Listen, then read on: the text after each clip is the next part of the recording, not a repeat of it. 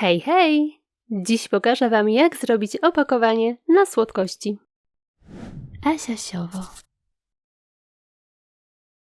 Z pianki wycinam 2 jajka tej samej wielkości. W jednym z nich robię otwór. Krawędź maskuję kwiatkami. Tiul przyklejam do pianki, by utworzyć woreczek. Do środka wkładam czekoladki.